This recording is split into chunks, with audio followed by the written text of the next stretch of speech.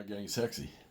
So here's what we played for July 3rd in our little Gettysburg series we were doing. This is the final one. I wasn't going to play Pickett's Charge because I figured a lot of people are going to play Pickett's Charge. I mean, a lot of people will probably play in magnificent style. I wasn't about to set up some major Pickett's Charge. What I did look for was a Culp's Hill scenario, with Ewell's supposed attack on Culp's Hill in the morning of the 3rd, to sort of tie in with Pickett's Charge. Couldn't find one. Not without setting up the whole thing. I checked the line of battle, checked Terrible Swift Sword, both versions of Terrible Swift Sword that I got. I didn't look at the CWBS, Thunder at the Crossroads. Maybe it had one, but I think I looked at 3 or 4 games. And someone had recommended this. So why not do a cavalry fight? And let's do the one out on East Cavalry Field, where it's nothing but cavalry and a few guns here and there. And this was quite interesting. The whole fight starts, with Confederates all spread over here. And they definitely have the numbers.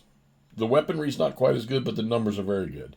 And I thought for sure that 3 brigades of Stuart's cavalry, Hampton, Chambliss, and Ferguson, would drive DM Gregg's cavalry forces off of this thing, take this crossroads, and flank the Union at Gettysburg. And it was looking that way. I actually pulled back twice with the Union cavalry here. But lo and behold, old George Custer earned his name. He just continually charged as much as he could. A lot of disorders back and forth. Confederates suffered a lot of disorders. The casualty count not as severe as I would have thought. This TSR system with rolling a 2d6 is a much different table than the Terrible Swift Sword from SPI. And the game played out kind of interesting. And I never had much of a fight down here between Fitzhugh and J. Gregg.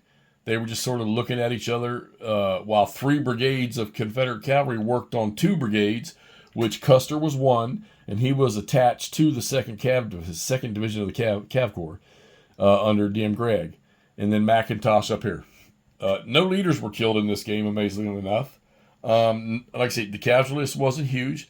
We had 2 brigades, one from each side, that got BCE'd. So, and it was kind of fun to play this because at first when I set up, I had the cavalry dismounted. Well, and some of the setup rules call for them to be dismounted. But then I thought to myself, you know what? Let's get on these horses. Because most of us that play GBACW, we rarely get into a cavalry fight. Most time in the newer systems, we use cavalry to screen flanks and to force infantry to come out of their columns and get in battle line to slow them down. And then we pull them away, okay? I think I saw somebody one time do a cavalry charge. I think it was Kyle Seeley actually did it in one of the games. So, but you rarely see that. So I thought this would be kind of fun. And so after about, the first 4 or 5 turns, I said, you know what? Let's get on horseback and see what we can do from both sides. And the charges just went back and forth and back and forth and back and forth. And I honestly thought Hampton, very good outfit, was going to drive into the intersection here.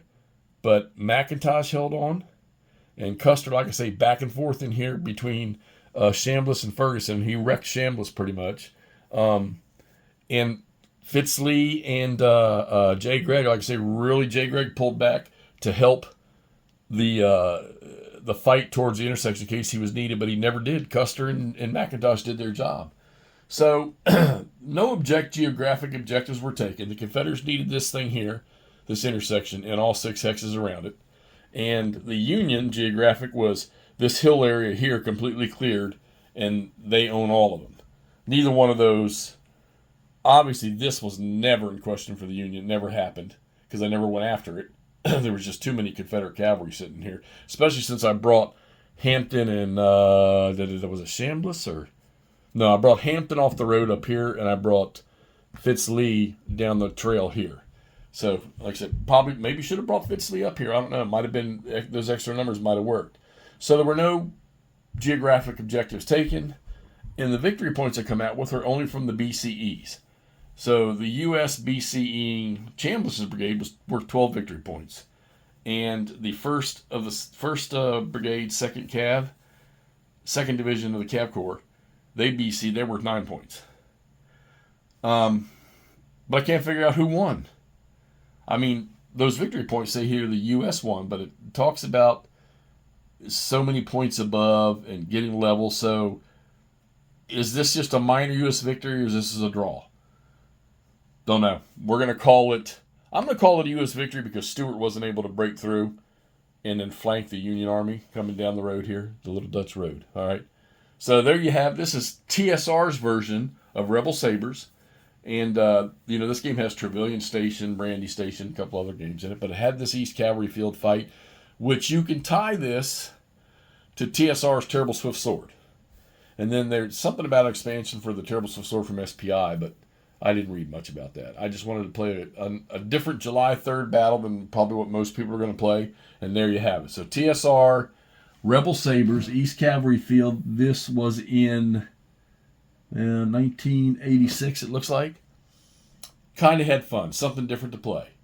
So we're going to wrap up our Gettysburg series. I hope you guys enjoyed the 3 videos that I put out there. And maybe leave me some comments. I thought maybe I played 3 unique games that you don't see much of. Matter of fact, I'm pretty sure you don't see much of the 3 games that I played. And we're going to have, McMurray's going to have some stuff too that he played that we're going to post on the channel here too soon. So tell me what you think. Tell me what you did for Gettysburg, what you played. And we'll talk to you soon with our next project. See you.